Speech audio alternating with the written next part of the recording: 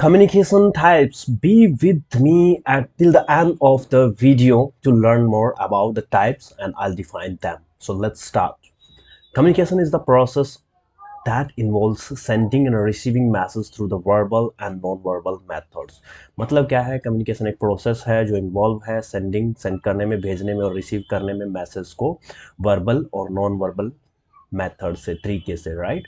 तो एक short definition एक और मैं बता देता हूँ। Communication is the process of sharing ideas views through between two and more than two people, right. मतलब है कि हम जो आइडियाज व्यूज फीलिंग्स शेयर करते हैं दो या दो से ज़्यादा लोगों के बीच में, उसको हम कम्युनिकेशन बोलते हैं। बट इस वीडियो में जो मैं बता रहा हूँ उसको समझने की कोशिश कीजिए। वर्बल और नॉन वर्बल हम आगे पढ़ेंगे।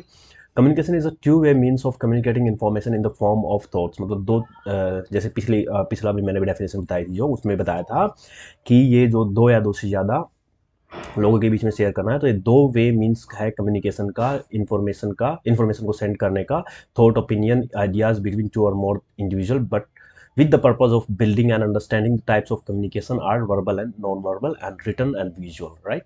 So next है verbal communication क्या होता है। तो verbal communication जो होता है encompass all communication using spoken words. जो जितने भी हम बोल कर बताते हैं वर्ड्स को उसे, या unspoken words as in the case with sign language. जब वो साइन लैंग्वेज होती है जो बोल नहीं सकते, डिसेबिलिटी होती है, जो बोल नहीं सकते, सुन नहीं सकते, वो साइन लैंग्वेज का यूज़ करते हैं।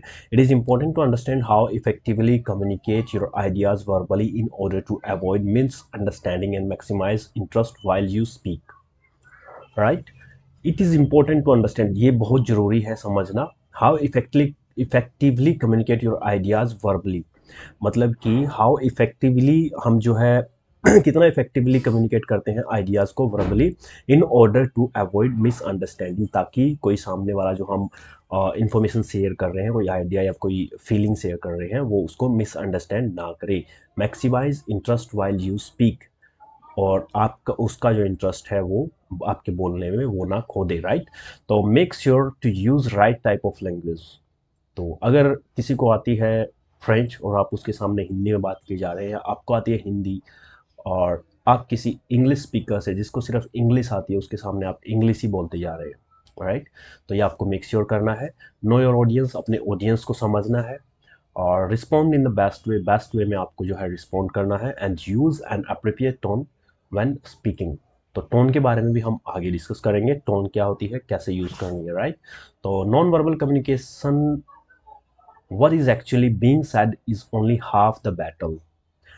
जो नॉन वर्बल कम्युनिकेशन है, जो आप बोलते हो, बोलकर बताते हो, वो सिर्फ आधी लड़ाई है, हाफ द बैटल, मतलब आधा है, हाफ है वो। The rest lies in what is not being said. जो बोला नहीं गया है वो आधा, रेस्ट जो बचा हुआ है वो है, right. So this means your tone, facial expression, body language, hand movement and eye contact. इसका मतलब है आपकी टोन कैसी है, फेशियल एक्सप्रेशंस कैसे हैं, बॉडी लैंग्वेज क्या, आपका हैंड मूवमेंट, जैसे मैं अपने हाथों को अभी ऐसे ऐसे मेरे अपने आप हिलते रहते हैं, ये प्रैक्टिस होगी, आदत होगी ये। तो आई कांटेक्ट आपका कैसा है, जैसे कई बार मैं कैमरे पे देखता हूँ, कई बार मेरी जो है डाउन सामने लैपटॉप स्क्रीन पे चली जाती है, तो दैट मैटर्स अ लॉट। तो आई कांटेक्ट पे भी I will come later, I contact पे special video I will share with you. So when you make yourself aware of what the rest of you is doing as you speak, right. जब आप अपने आप को aware करते हैं what the rest of you is doing as you speak। अब मैं कुछ नहीं कर रहा हूँ, so it will be like looking dull। मैं कुछ बोल रहा हूँ, इसमें जो है थोड़ी सी वो दिख रही है डलनेस, राइट, मोनोटोनस। इसके बारे में भी हम आगे बात करेंगे, क्या होता है, कैसे होता है, क्यों करना चाहिए। So you can make correction and eventually use all the right non verbal clues to convey your point, right.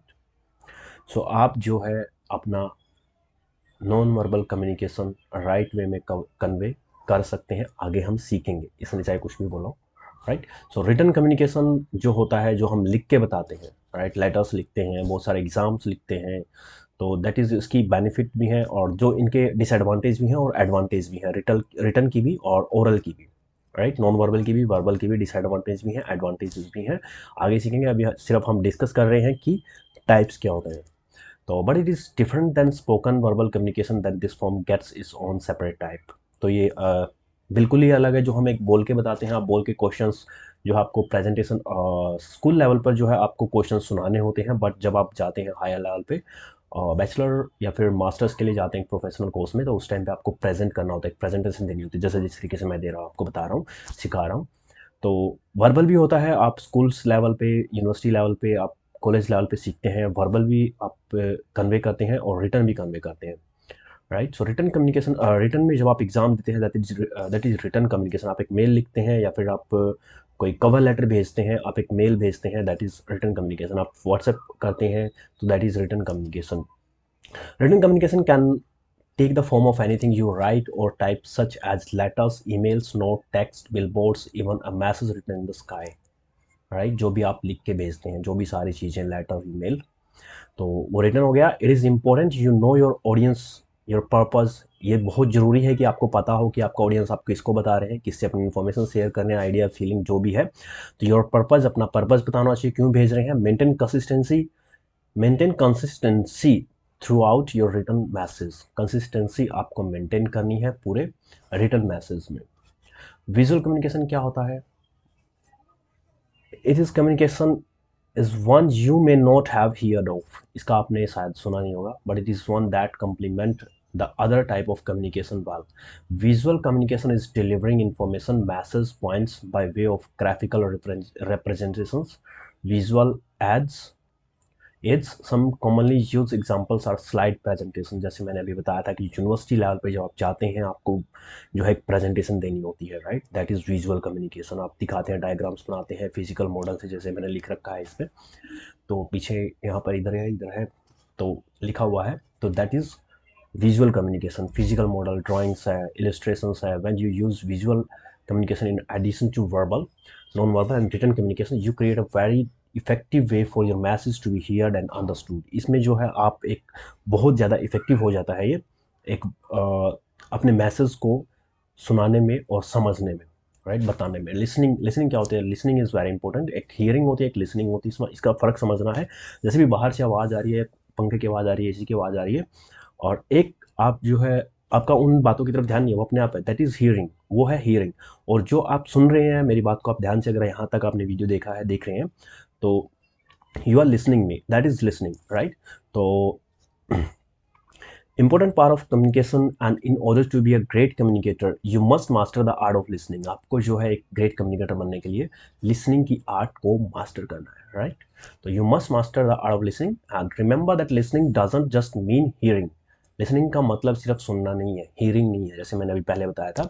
और politely waiting for your turn to speak, या फिर पोलाइटली अपनी टर्न का वेट करना। When others are speaking you should practice active listening. जब दूसरे बोल रहे होते हैं, आपको एक्टिव लिसनिंग प्रैक्टिस करनी है। You should active listening which means that you are engaging your mind while the person speaks. इसका मतलब है आप अपने माइंड को एंगेज कर रहे हैं जब सामने वाला बोल रहा है। Intensely focusing on what they are saying. Intensely, intention से सामने वाला क्या बोल रहा है, आपको समझ आ रही है वो चीज़ें। फॉर्मल और इनफॉर्मल क्या होता है? तो कम्युनिकेशन का other way, that types of communication can be broken down into is in formal and is informal. इसको हम ब्रेक डाउन कर सकते हैं, फॉर्मल और इनफॉर्मल। इसका एग्जांपल समझेंगे। There are time when one should be used over the other, such as when delivering a speech.